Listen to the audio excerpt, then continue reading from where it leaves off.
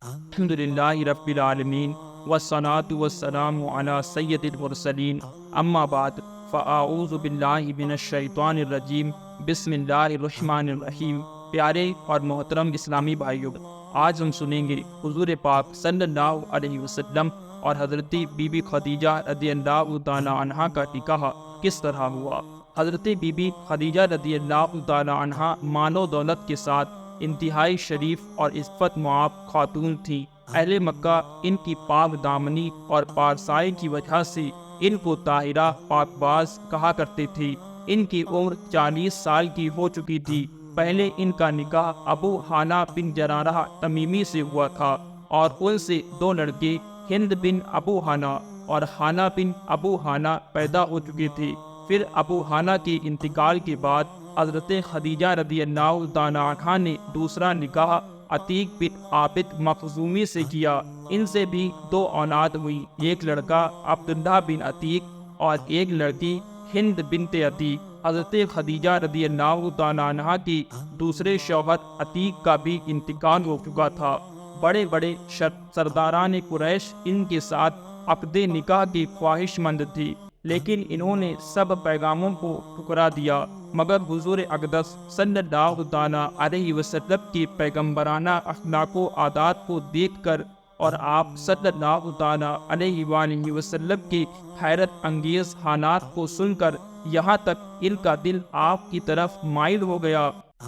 کہ خود بخود ان کے قلب میں آپ سے نکاح کی رغبت پیدا ہو گئی۔ کہاں تو بڑے بڑے مالدار اور شہر مکہ کے سرداروں کے پیغام کو رد کر چکی تھی اور یہ طے کر چکی تھی کہ اب 40 برس کی عمر میں تیسرا نکاح نہیں کروں گی، اور کہاں خود ہی حضور صلی اللہ تعالی علیہ وآلہ وسلم کی پھوپھی حضرت صفیہ رضی اللہ تعالی عنہا کو بلایا، جو ان کے بھائی عوام بن خویلد کی بیوی تھی۔ ان سے حضور صلی اللہ تعالی علیہ وآلہ وسلم کے کچھ ذاتی حالات کے بارے میں مزید معلومات حاصل کی۔ پھر نفیسہ بنت امیہ کے ذریعے خود ہی حضور صلی اللہ تعالی علیہ وآلہ وسلم کے پاس نکاح کا پیغام بھیجا۔ مشہور امام سیرت محمد بن اسحاق نے لکھا ہے کہ اس رشتے کو پسند کرنے کی جو وجہ خدیجہ رضی اللہ تعالی عنہا نے خود حضور صلی اللہ تعالی علیہ وآلہ وسلم سے بیان کی ہے، وہ خود ان کے الفاظ میں یہ ہے: میں نے آپ صلی اللہ تعالی علیہ وآلہ وسلم کے اچھے اخلاق اور آپ صلی اللہ تعالی علیہ وسلم کی سچائی کی وجہ سے آپ کو پسند فرمایا۔ حضور صلی اللہ تعالی علیہ وآلہ وسلم نے اس رشتے کو اپنے چچا ابو طالب اور خاندان کے دوسرے بڑے بوڑھوں کے سامنے پیش فرمایا۔ بھلا حضرت خدیجہ رضی اللہ تعالی عنہا جیسی پاک دامن، شریف، عقل مند اور مالدار عورت سے شادی کرنے کو کون نہ کہتا۔ سارے خاندان والوں نے نہایت خوشی کے ساتھ اس رشتے کو منظور کر لیا اور نکاح کی تاریخ مقرر ہوئی۔ حضور صلی اللہ تعالی علیہ وآلہ وسلم حضرت حمزہ رضی اللہ تعالی عنہ اور ابو طالب وغیرہ اپنے چچاؤں اور خاندان کے دوسرے افراد اور شرفائے بنی ہاشم و سرداران مضر کو اپنی بارات میں لے کر حضرت بی بی خدیجہ رضی اللہ تعالی عنہا کے مکان مبارک پر تشریف لے گئے اور نکاح ہوا۔ اس نکاح کے وقت ابو طالب نے نہایت ہی فصیح و بلیغ خطبہ پڑھا۔ اس خطبے میں بہت اچھی طرح اس بات کا اندازہ لگایا جاتا ہے کہ اعلان نبوت سے پہلے آپ صلی اللہ تعالی علیہ وسلم کے خاندانی بڑے بوڑھوں کو آپ صلی اللہ تعالی علیہ وسلم کے متعلق کیسا خیال تھا اور آپ کے اخلاق و عادات نے ان لوگوں پر کیسا اثر ڈالا تھا۔ ابو طالب کے اس خطبے کا ترجمہ یہ ہے: تمام تعریفیں اس خدا کے لیے ہیں جس نے ہم لوگوں کو حضرت ابراہیم علیہ السلام کی نسل اور حضرت اسماعیل علیہ السلام کی اولاد میں بنایا، ہم کو ماد اور گزر کے خاندان میں پیدا فرمایا اور اپنے گھر کعبے کا نگہبان اور اپنے حرم کا منتظم بنایا، اور ہم کو علم و حکمت والا گھر اور امن والا حرم عطا فرمایا، اور ہم کو لوگوں پر حاکم بنایا۔ یہ میرے بھائی کا فرزند محمد بن عبداللہ ہے،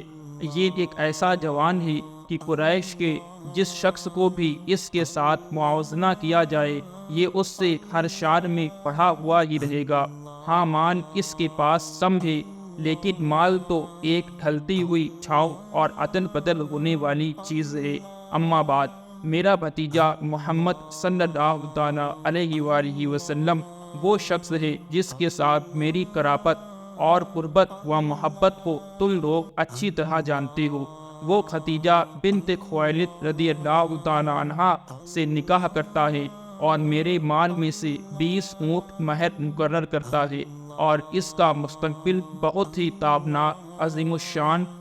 اور جلیل القدر ہے۔ جب ابو طالب اپنا یہ ولولہ انگیز خطبہ ختم کر چکی تو حضرت بی بی خدیجہ رضی اللہ تعالیٰ عنہا کے چچا زاد بھائی ورقہ بن نوفل نے بھی کھڑے ہو کر ایک شاندار خطبہ پڑھا، جس کا مضمون یہ ہے: خدا ہی کے لیے حمد ہے جس نے ہم کو ایسا نہیں بنایا جیسا کہ اے ابو طالب آپ نے ذکر کیا، اور ہمیں وہ تمام فضیلتیں عطا فرمائیں جن کو آپ نے شمار کیا۔ بلا شبہ ہم لوگ عرب کے پیشوا اور سردار ہیں، اور ہم لوگ بھی تمام فضائل کے اہل ہیں۔ کوئی قبیلہ آپ لوگوں کے فضائل کا انکار نہیں کر سکتا، کوئی شخص آپ لوگوں کے فخر و شرف کو رد نہیں کر سکتا، اور بے شک ہم لوگوں نے نہایت کی رغبت کے ساتھ آپ لوگوں کے ساتھ ملنے اور رشتے میں شامل ہونے کو پسند کیا۔ لہٰذا اے قریش، تم گواہ رہو کہ خدیجہ بنت خویلد رضی اللہ تعالیٰ عنہ کو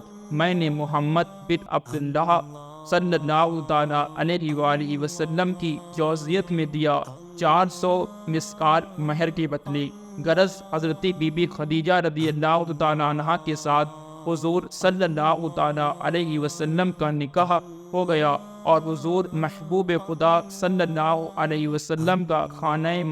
معیشت ازدواجی زندگی کے ساتھ آباد ہو گیا۔ حضرت بی بی خدیجہ رضی اللہ تعالیٰ عنہا تقریباً 25 برس تک حضور صلی اللہ تعالیٰ علیہ وآلہ وسلم کی خدمت میں رہیں، اور ان کی زندگی میں حضور صلی اللہ تعالیٰ علیہ وآلہ وسلم نے کوئی دوسرا نکاح نہیں فرمایا، اور حضور صلی اللہ تعالیٰ علیہ وسلم کے ایک فرزند حضرت ابراہیم رضی اللہ تعالیٰ عنہ کے سوا باقی آپ کی تمام اولاد حضرت خدیجہ رضی اللہ تعالیٰ عنہا ہی کے وطن سے پیدا ہوئے۔ حضرت خدیجہ رضی اللہ تعالیٰ عنہا نے اپنی ساری دولت حضور صلی اللہ تعالیٰ علیہ وسلم کے قدموں پر قربان کر دی، اور اپنی تمام عمر حضور صلی اللہ تعالیٰ علیہ وسلم کی غم گساری اور خدمت میں نثار کر دی۔ صلو علی الحبیب صلی اللہ تعالیٰ علی محمد صلی اللہ تعالیٰ علیہ وسلم۔